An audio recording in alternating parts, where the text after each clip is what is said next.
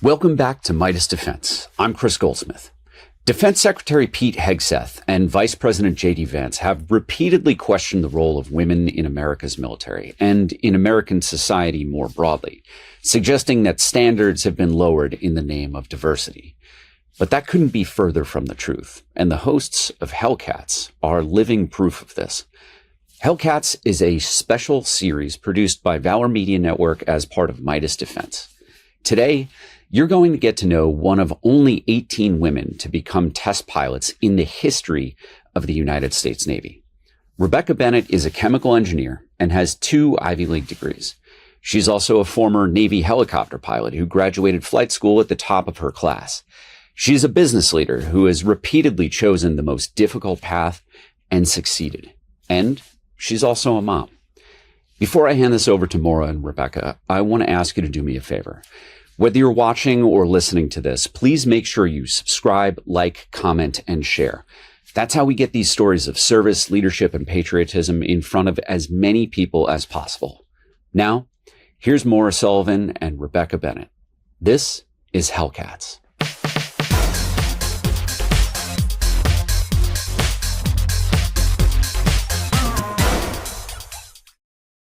Do you want to talk about how, as this recording, the Strait of Hormuz is still not open? Yeah. I mean, yes. But actually, I'm really curious to hear your thoughts, considering of the two of us, you are the one who's actually flown through the Straits of Hormuz.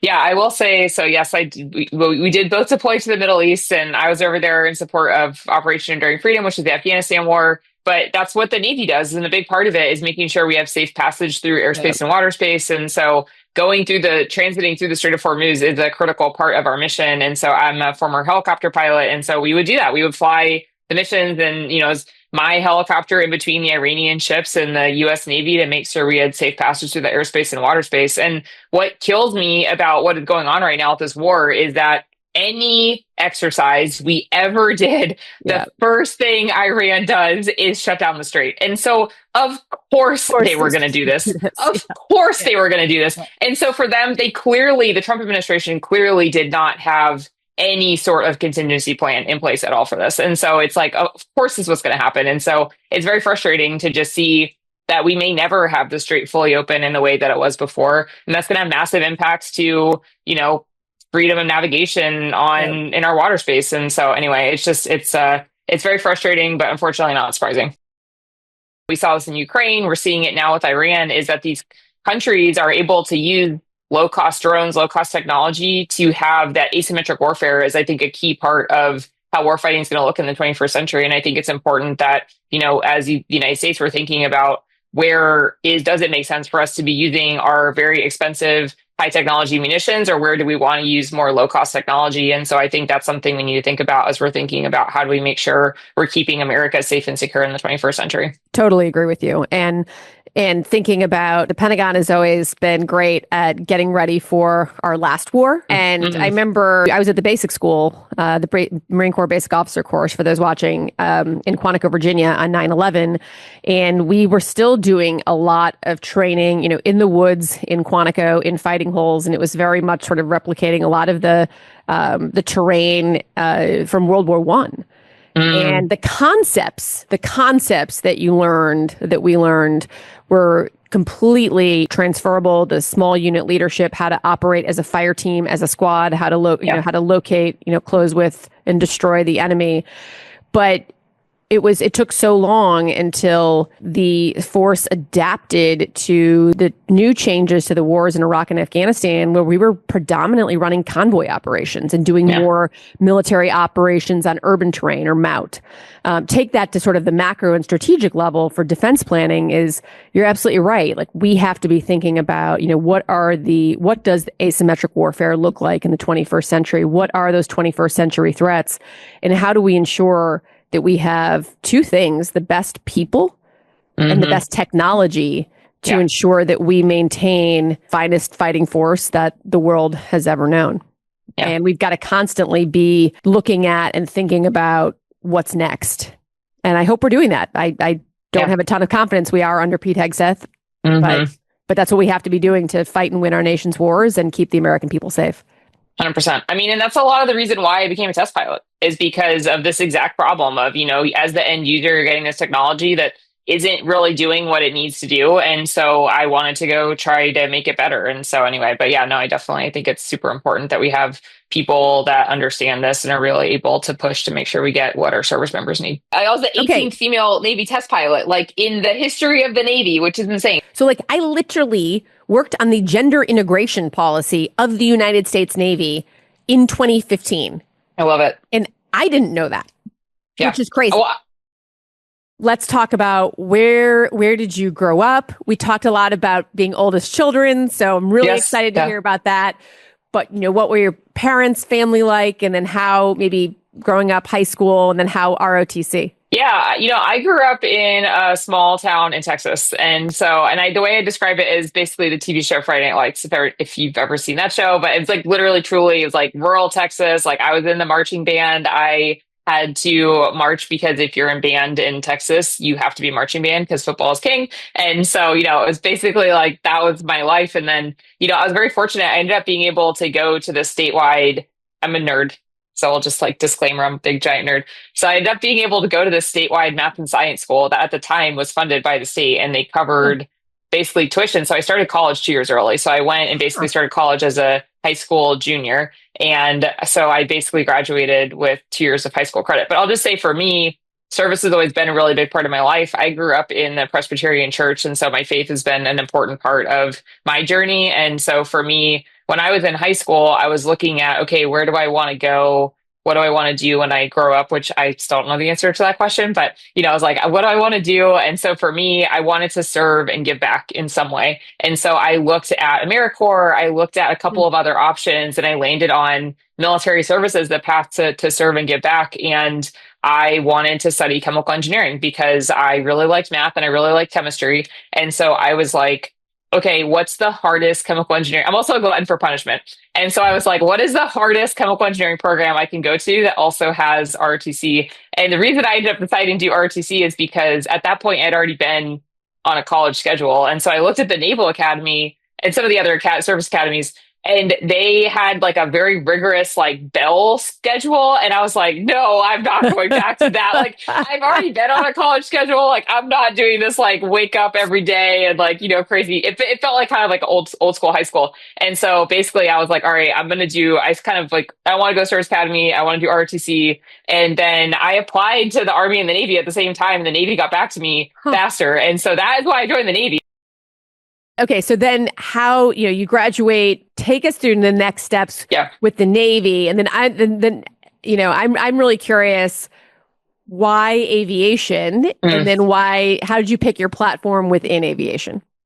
Yeah, so, I mentioned, I joke, you have to be a little crazy to be a helicopter pilot. You got to be a little crazy to run for office. And so, for me, I've always just been like, what is the biggest, hardest thing that scares me the most? Then I'm like, I'm going to go do that thing. And so for me, when I graduated, similarly to you, submarines were not available to women. So basically my options were you can drive ships or you can fly planes. And the idea of being a pilot scared me more. And so I was like, okay, I'm going to go be a pilot. And I would say my journey getting there is very different than a lot of people. I moved to Pensacola when I graduated college. I did not know a single person in flight school. Like I moved to Pensacola. I did not know anybody down there. And in a lot of people that I went through flight school with were they'd want to be pilots since they were 5 years old. Yeah. And so that's all they'd ever wanted to do. Whereas for me, I was like, I want to serve. I want to do this. And so, and then I loved it. I mean, it's hard to explain. I would say the closest thing I can explain to how flying feels is when you haven't worked out in a while and then you get like that rush of endorphins is like kind of how it feels to fly. It's like really hard to explain it.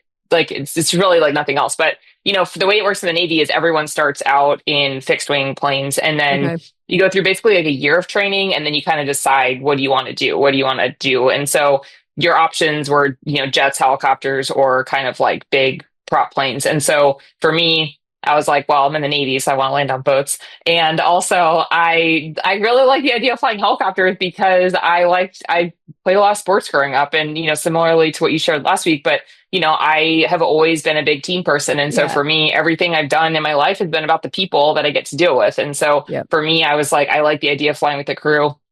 And so, and I, the missions and everything. So that's why I ended up deciding to fly helicopters. And then basically the platform I selected was a variant of the helicopter that we would always describe as, jack of all trades, master of none. And so you basically train to do a bunch of different missions. And so we did everything from logistics, search and rescue, anti-surface warfare, and so we trained doing a lot of different missions because you never knew what was going to come up when you're on deployment. So that is why I ended up doing it.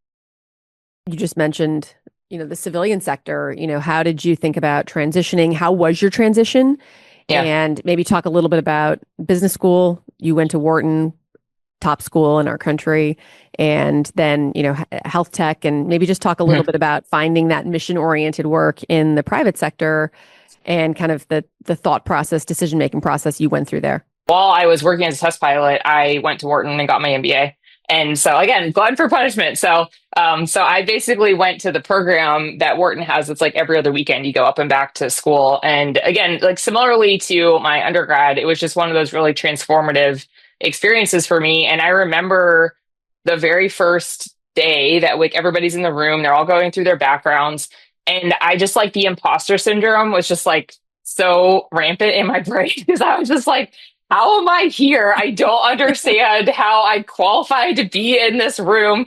And, there's all these consulting groups that I'd never heard of before. And now I know them because from being in the private sector, it's like all these companies I'd never heard of. And so anyway, it was basically my class is incredible. And so they were very helpful for me. But I think trying to figure out what do you want to do getting out of the military is really hard because I never worked in the private sector before. And because I was going to get my MBA while I was still on active duty, I didn't get to do an internship. And so I basically was like, did a lot of networking calls and meetings. And I'll just say the veteran network in the private sector is incredible. I mean, almost everyone I just like cold reached out to, people would just like take a call. It was definitely very challenging. And I think it's because it's like a loss of identity and a loss of job at the same time. And I used to, people would ask me when I was getting out in the military, they'd be like, how do you feel? And I was like, I feel like I'm about to jump off a cliff and I'm hoping that the landing is soft. Like that is how it felt. It's very scary. And you don't know what you're leaving. It's like you're leaving the thing that you know. And, both of us were successful in our military careers. And so it's like, I'm on the path that I need to be on in the service. And instead of staying on this path, I'm going to go do something completely different. And I'm just like, hoping it's going to work out, And so I think that's how I describe it. It's like it feels like I'm jumping off a cliff and I'm hoping it's a soft landing. Yeah. And so, fortunately it was, but it was scary.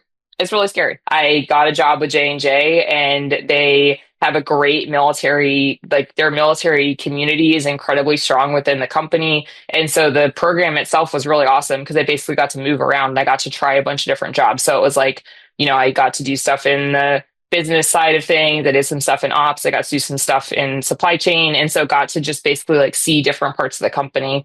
And then, I kind of joked that I like stumbled into healthcare because I wasn't necessarily looking for healthcare, but what I found is that it's a lot of really smart, hardworking people that just want to try to make the world better. And it's a lot of big, hard, important problems. And so really kind of fell in love with it. It's hard to even find other veterans that are kind of in that like global war on terror post 9/11. I feel like everyone just kind of scatters. And so it's hard to even find each other like out in the wild. I mean, we like my husband and I have we have good friends that are also military veterans, but it's because he had a keychain that was like a US Navy keychain and the guy behind him was like, Navy. And it's like, but it's like crazy. It's just really hard to find each other. And so I think it's that like camaraderie that it's just really hard. And that's why I love the Hellcats because it's nice to have that again. Thanks for joining us for the second episode of Hellcats. Today, you heard Rebecca Bennett's story, from growing up in a small town in Texas to flying helicopters for the U.S. Navy to becoming one of only a handful of women to qualify as a Navy test pilot, and building a life of leadership and service long after taking off the uniform. Now you've met your hosts. In the weeks ahead, Maura and Rebecca will continue exploring the experiences, leadership, and service of women veterans, and the lessons they can teach us all about courage, resilience, and answering the call when your country needs you most. If you enjoyed this conversation, make sure you're subscribed to the Hellcats podcast wherever you listen. To watch full video episodes, subscribe to Meidas Plus on Substack and visit valormedianetwork.com to discover all of Valor's shows. For Maura Sullivan, Rebecca Bennett, and all of us at Valor Media Network and Meidas Defense, thanks for listening. We'll see you next week. Want to stay plugged in? Become a subscriber to our Substack at MeidasPlus.com. You'll get daily recaps from Ron Filipkowski, ad-free episodes of our podcast, and more exclusive content only available at MeidasPlus.com.